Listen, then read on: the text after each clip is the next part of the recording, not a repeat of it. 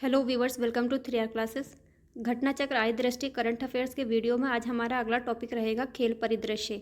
आज इसको कवर करेंगे। गाइस, क्लास शुरू करने से पहले आप लोगों से छोटी सी रिक्वेस्ट है, अगर वीडियो पसंद आए तो लाइक एंड शेयर कर दीजिएगा। चैनल पर पहली बार आए तो प्लीज़ सब्सक्राइब कर लीजिएगा। चलिए शुरू करेंगे। आज का अपना जो भी इम्पोर्टेंट है, ये ग्रैंड स्लैम पढ़ेंगे। लॉन टेनिस से संबंधित है, वर्ष 2022 और 23 के। इसमें जो इम्पोर्टेंट है, सबसे ज़्यादा इम्पोर्टेंट यही है ऑस्ट्रेलियन ओपन, क्योंकि ये साल 2023 में पहला ओपन है। 4 ओपन होते हैं, आप लोग जानते ही हैं, ऑस्ट्रेलियन, फ्रेंच, विंबलडन और यूएस ओपन। इन चारों का क्रम भी याद रखना है, ये कौन से क्रम से होते हैं, क्रम भी पूछा जाता है।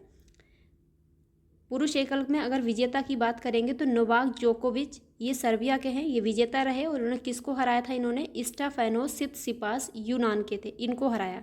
तो याद रखना है ऑस्ट्रेलियन। तो ये ऑस्ट्रेलियन ना से ख़त्म हो रहा है, तो ना से ख़त्म हो रहा है तो नोवाक जोकोविच, ऐसे याद रखा था मैंने। तो ये नोवाक जोकोविच कहाँ से हैं? सर्बिया से। किसको हराया इन्होंने? सित्सिपास, बस इतना याद रखना।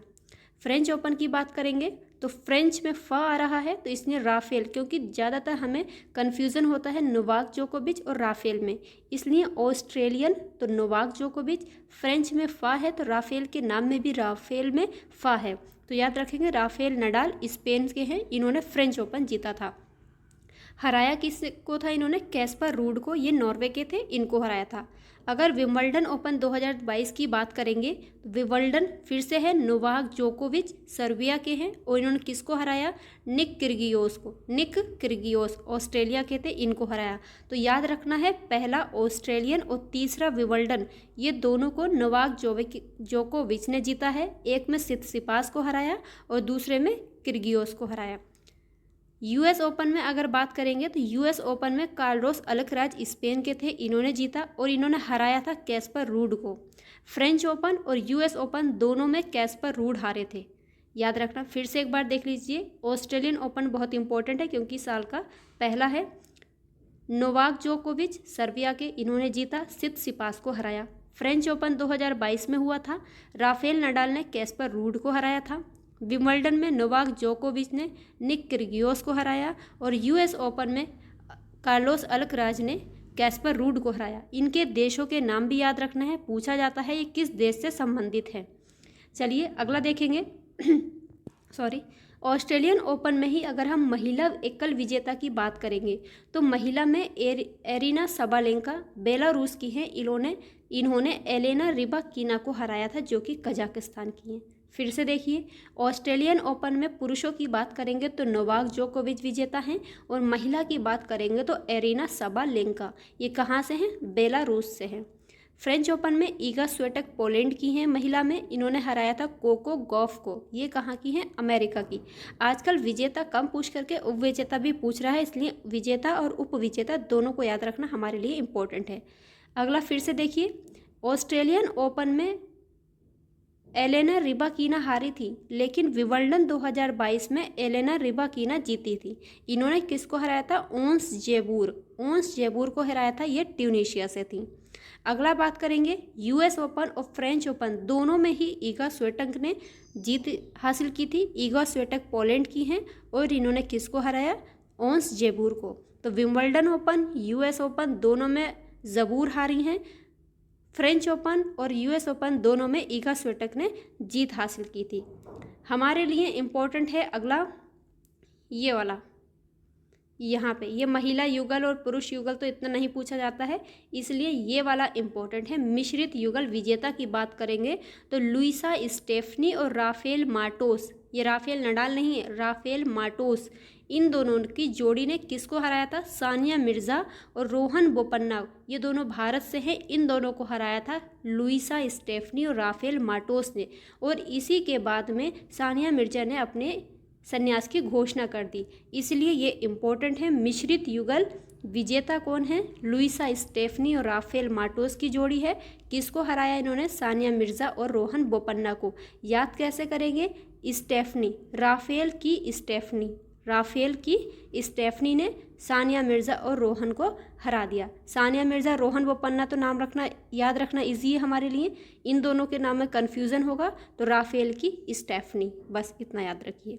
चलिए, जो इम्पोर्टेंट था वो अब पढ़ा, आगे चलते हैं।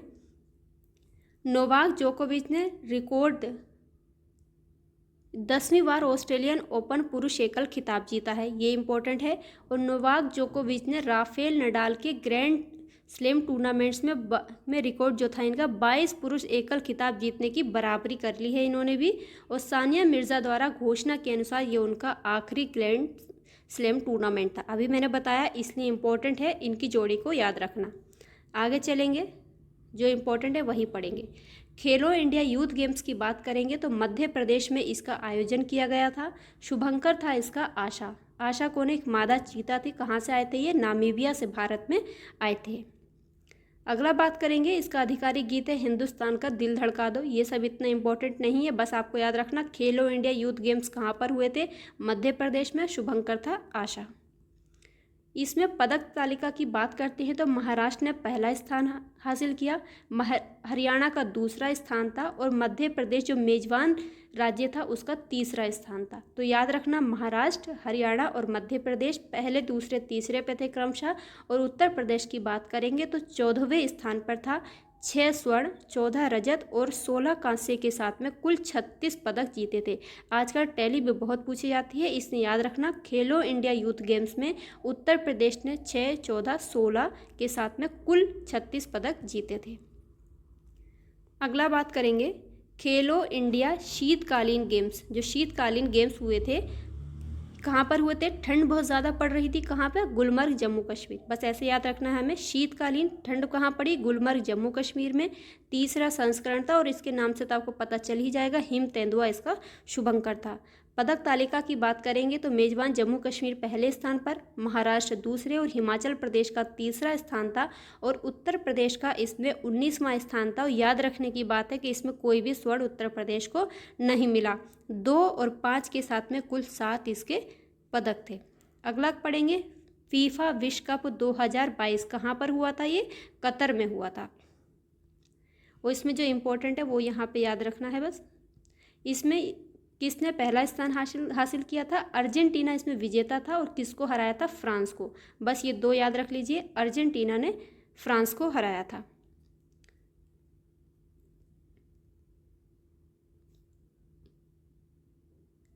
एक कभी कभी ये पूछ लेते हैं, इनको एक बार सरसरी नज़र से देख लीजिएगा। गोल्डन बॉल का अवार्ड लियोनेल मेसी को मिला, अर्जेंटीना का है। गोल्डन बूट किलियन एम्बाप्पे को मिला। Golden glove Emiliano Martinez. और टूर्नामेंट का सर्वश्रेष्ठ युवा खिलाड़ी एंजो फर्नांडेज को मिला अर्जेंटीना के। और फीफा प्लेयर फेयर प्ले मतलब जो सबसे अच्छा खेले थे, मतलब कोई भी इन्होंने चीटिंग नहीं की थी, तो ये किनको मिला था? इंग्लैंड को मिला था। अगला बात करेंगे विश्व कप वर्ल्ड कप 2022 में कुल 64 मैच हुए थे। सर्वाधिक गोल करने वाली जो टीम थी इसमें वो थी फ्रांस। और ये याद रखना 5 फीफा विश्व कप में गोल करने वाला विश्व का एकमात्र खिलाड़ी क्रिस्टियानो रोनाल्डो हैं। कहाँ से हैं ये? पुर्तगाल से।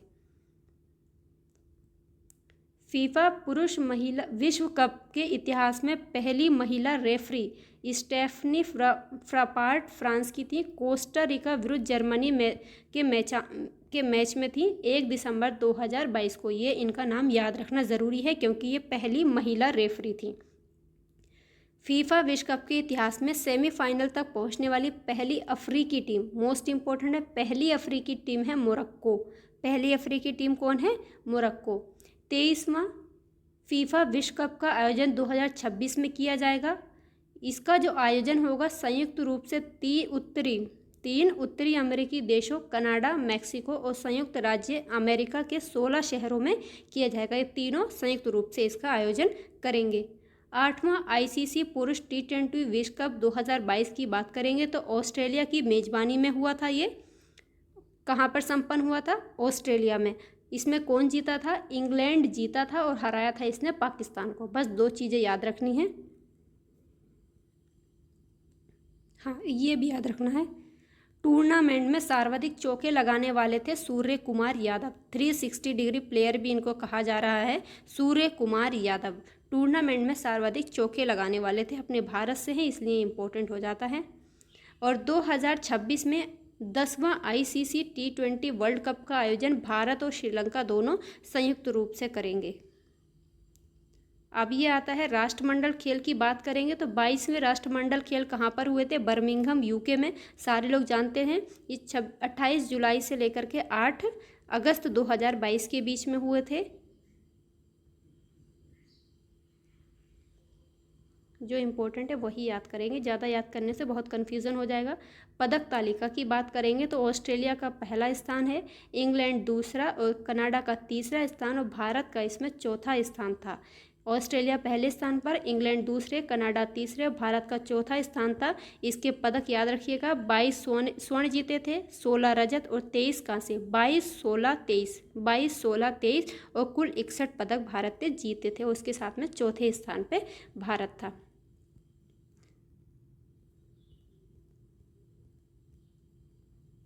हाँ, ये याद रखिएगा, इम्पोर्टेंट है। मनप्रीत सिंह, इनका संबंध हॉकी से है, और पीवी सिंधु बैडमिंटन के। इन्होंने उद्घाटन समारोह में ये राष्ट्रीय भारत के ध्वजवाहक थे। भारत की तरफ से जो ध्वजवाहक थे वो मनप्रीत सिंह हॉकी और पीवी सिंधु बैडमिंटन से इनका संबंध है, उद्घाटन समारोह में थे। जबकि निखत जरीन ये मुक्केबाज हैं और अंचत शरद कमल ये टेबल टेनिस से हैं। समापन समारोह में भारतीय ध्वजवाहक थे। बहुत इंपॉर्टेंट है, दोनों इन चारों का नाम याद रखिएगा। कभी कभी मैचिंग में भी पूछ लेता है कि इनका संबंध किस खेल से है, तो हमारे लिए इम्पोर्टेंट है। और एक ये वाला भी इम्पोर्टेंट है, महिला टीम ने लॉन बॉल्स में स्वर्ण पदक जीता था। महिला टीम ने किस में स्वर्ण पदक जीता था? लॉन बॉल्स में। अंचत शरद कमल के बारे में पढ़ लीजिए। 40 वर्षीय टेबल टेनिस खिलाड़ी हैं। 3 स्वर्ण सहित कुल 4 पदक जीतकर राष्ट्रमंडल खेल 2022 में भारत के सबसे सफल खिलाड़ी बने थे। इन्होंने पुरुष एकल, मिश्रित युगल, पुरुष टीम स्पर्धा में स्वर्ण जबकि पुरुष युगल स्पर्धा में रजत पदक जीता था। राष्ट्रमंडल खेलों के इतिहास में एल्डोस पोल ने ट्रिपल जंप स्पर्धा में भारत का पहला स्वर्ण पदक जीता। मोस्ट इंपोर्टेंट है, पूछेगा एल्डोस पोल का संबंध किस खेल से है, तो याद रखिएगा ट्रिपल जंप से। वर्ष 2022 के राष्ट्रमंडल खेलों का जो शुभंकर था वो क्या था? पेरी था। पेरी क्या है? एक बैल है।